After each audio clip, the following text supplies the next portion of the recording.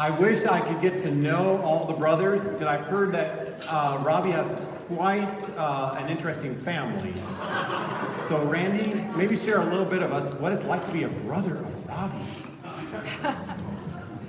Well, I'm not sure that we have time for that, but Thank you. I will do my best to share a little bit so you can get a little picture of Robbie, maybe that Esther's family has not seen. So, first of all, I'd like to welcome each one of you here, especially the family and friends of the bride and the groom. We're thankful to share this time with you, this moment, and I'm thankful that you are here to celebrate this with us. My name is Randall, and I am Robbie's oldest brother, besides him, and obviously the favorite brother. That's why he picked me. It is my distinct pleasure to be here today and to preside over the only 5 minutes of this wedding that the bride did not plan. I'm kidding. It's not going to be only 5 minutes. I'd like to say that it is an honor to be a part of this wedding. It's an honor to be a part of this day and to be here, and I'm thankful for that pleasure. The fact that we've all traveled this distance, I know many of you have traveled quite a distance to be here, I think is a testament to the kind of people that Robbie and Esther are. Very demanding. No.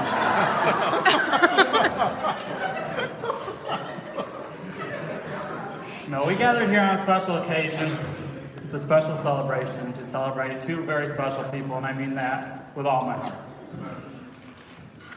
Once in a lifetime, there's this special person that comes into your life that warms your heart, turns your world upside down, that makes you a better person, that changes you in ways you never thought you would change.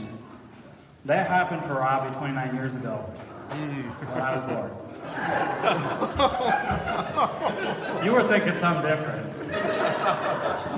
Of course, it started off a little rough. See, when the midwife left, Robbie runs up to Mommy and says, "Mommy, they left the baby." Of course, that was a little bit of a letdown,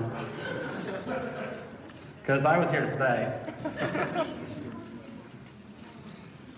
Growing up with Robbie, we were very close. We spent a lot of time together. We have a lot of memories, and if I was to take the time to share all those, it would kind of cut into their marriage a little bit. So I will just share a couple. Growing up, we built dams and tree forts and whatever you can think of, we've done it together. We played cowboys and Indians, and we had about 50 acres behind our place, and we made use of it. We spent the whole day outside together. And Robbie was definitely my best friend. We had some cousins that lived not too far, and we would spend a lot of time together, and we were really close. So we would often play with them. It always boggled Mom's mind, though, because we'd come back from playing all day, and I looked like I'd played outside. And Robbie looked a little different. He came back and he looked like he'd spent 4 years crawling through a man-eating jungle, then mauled by a bear and fell in a bog. His clothes were torn, his shoes were completely destroyed, and he was covered in mud from head to toe. It is true. You would think it's embellished, it's very true. Robbie just enjoyed being outside, and he enjoyed getting dirty. I enjoyed having fun, but I didn't like getting that dirty. But we enjoyed our time together. But for a few years, I actually really thought that Robbie was still trying to get rid of me since the midwife left. One day we were out in the woods playing together, and I remember I'm just hanging out, having a good day. You know, I'm a little kid.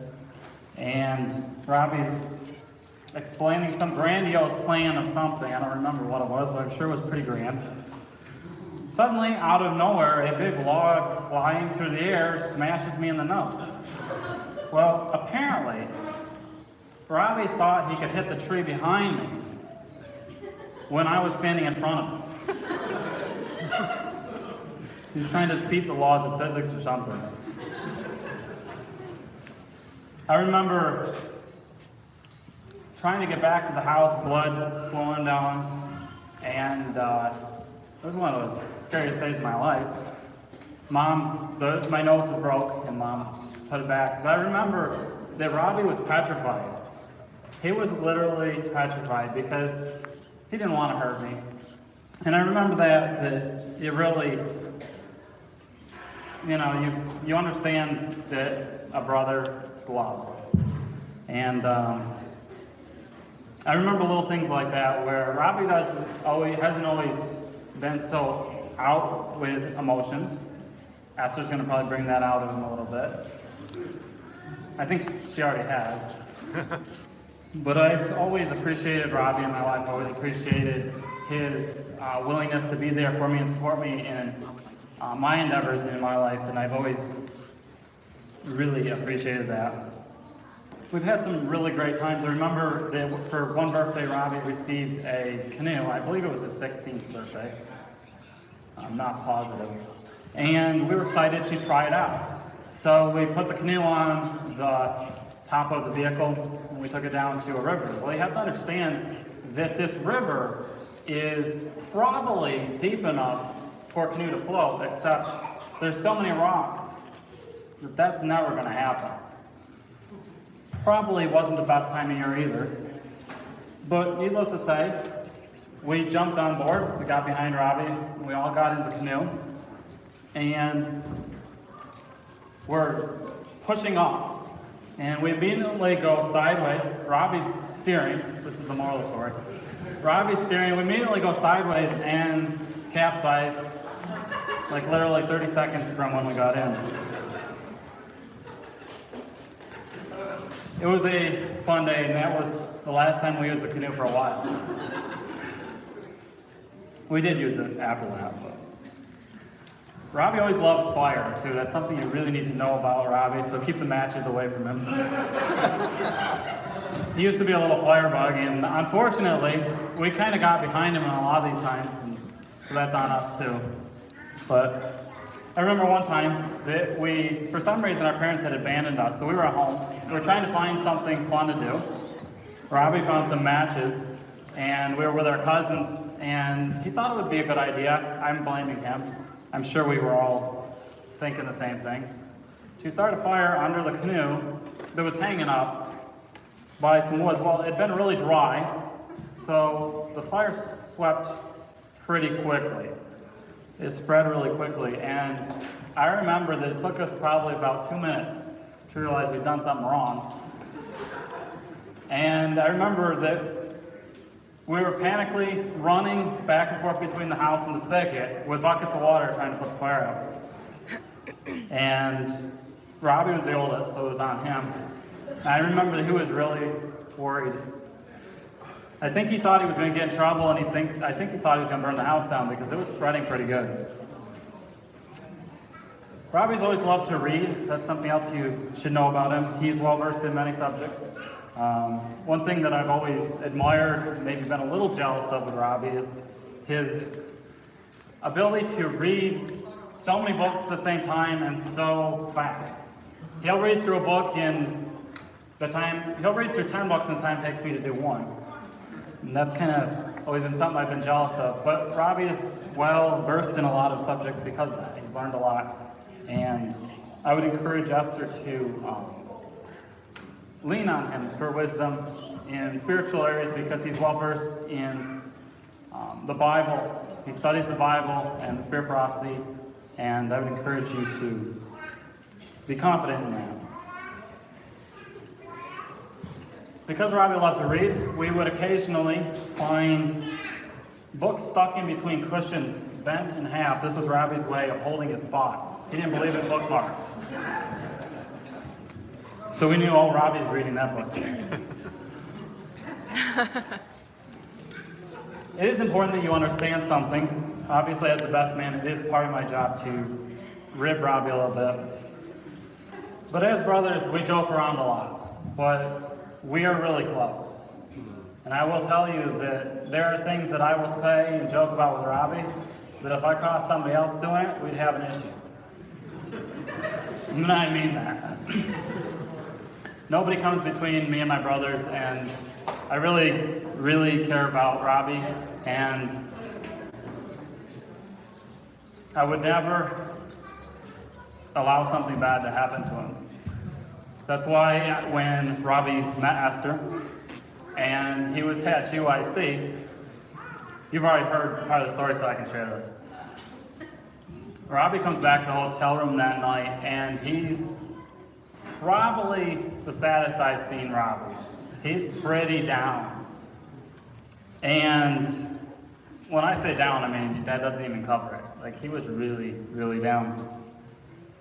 And we encouraged Robbie that if he really cared about Esther, that he really wanted to see if this was something that would work, to go and put in everything he could put in. Give it a try to talk to her, sit her down, and we encouraged her. So you're welcome, Esther. Obviously, this was made possible by the LaSalle brothers.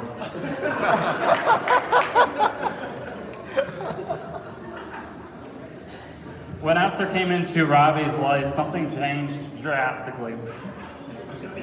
He began to act really weird. And he began to do things that Robbie just doesn't do. For one, Robbie has talked on the phone in his entire life a grand total of 9 minutes. When he met Esther, he would talk on the phone for a minimum of 9 hours a day. And you might think that is an exaggeration, but be thankful that times have changed and we're not charged by the minute anymore.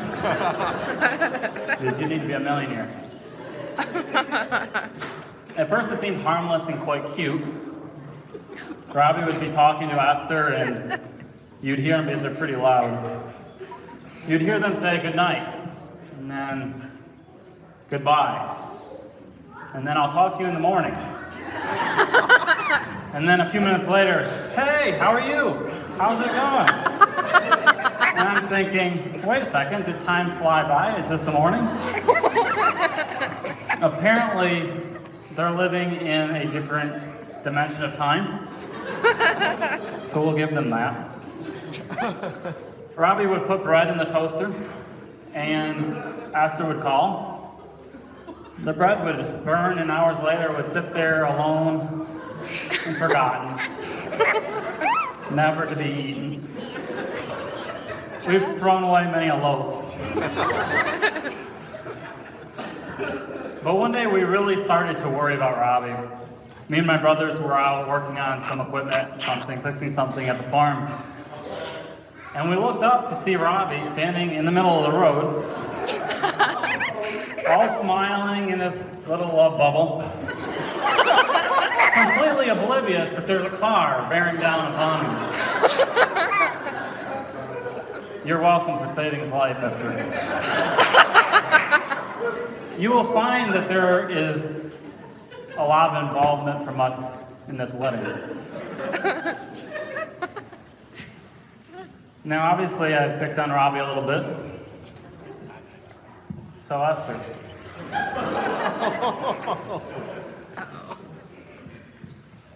You have to know that if I pick on you, that it's because I care about you. So, with that, Esther should seriously have a disclaimer like a drug, though. So I think Esther, if she was a drug, would be Esterica. It sounds like a drug, right? Esterica may not be for everyone. Common side effects are dry mouth from talking on the phone all day, oblivion to all your surroundings, which could cause you to walk into traffic, loss of appetite or at least burning your food, inability to hang up the phone. Esterica may cause serious heartburn. Ask your doctor if Esterica is right for you. It may cause changes in behavior, unexplainable actions. These symptoms may get worse with continued use. Stopping Esterica may cause severe depression, withdrawals, and mood swings. Once on Esterica, you may become dependent for life. Statistically, we have one case of that.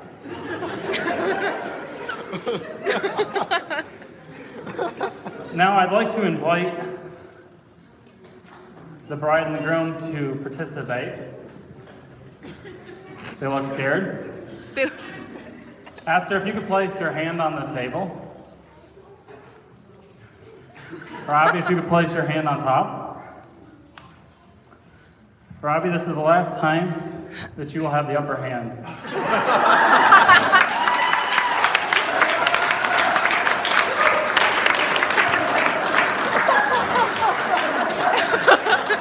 All right, I'm not finished.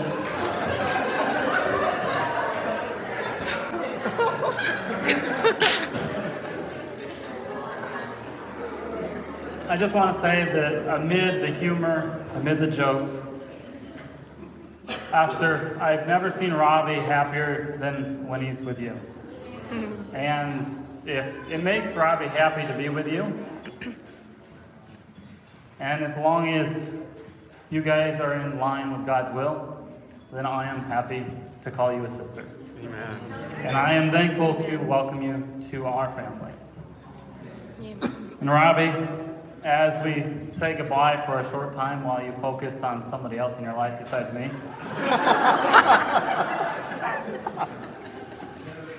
I just want to say that you will be missed, although I hope you will visit New York. It's a beautiful place. You won't forget about us. I just want to say I'm thankful to have you in my life as an older brother. I look up to you. I have a high respect for you, and I know that if I need any counsel or spiritual wisdom, that I can count on you to lend an ear, to give that, and know that it is heartfelt. I want to say that I appreciate the family that we share, both my family and the family that we're now welcoming with Esther. And I want to say that I am again thankful to be here. Thank you for listening. I have so much more to share, but I had to cut it down because it would be too much. So thank you all for coming, and I wish you all the very best. And Esther and Robbie, I wish you the very best in your new journey together. Thank you.